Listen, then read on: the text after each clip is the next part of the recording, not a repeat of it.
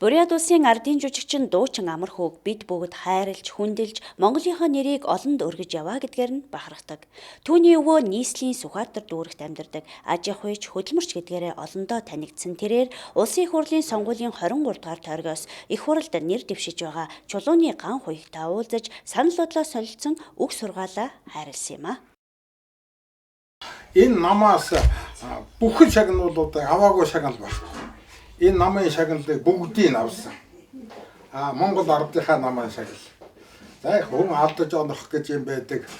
Би залуудаа жаахан хатуу өгтэй байсан юм уу бодсон сонснараа хийдэг.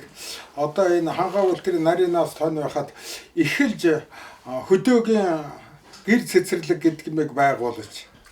Тэгээ тэрнийг жаахан шүүмжилж хандхлаар тэрнийг хамгаалах гэж жаахан сагсуурч хатуу хүү хөлсөн байгаа. Тэгээд арга хэмжээ авагж байсан. Тэгээд энэ хангаа үлтрийн нарийнаас тон гарахад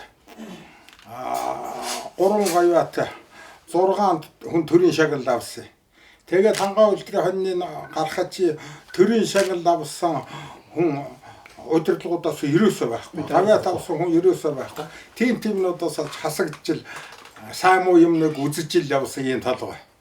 Тэгээд Монгол ардын нам дагал би ерөөсөө ямар ч нөхцөлд хүн хэлэхэд л одоо энэ төрөл арилж ижил энэ намын үзэл бодлоос ухрах бах тэрнээс нааш ухрахчгүй тэр чигээр өнөг хэний зундын дөржин сүнс гэдэг байдаг бол өгсөн хойно мал хэл гурван төлөө тэмцэх ёстой гэдэг шиг өгсөн хойно сүнс байдаг юм бол ардын намын төлөө л уух.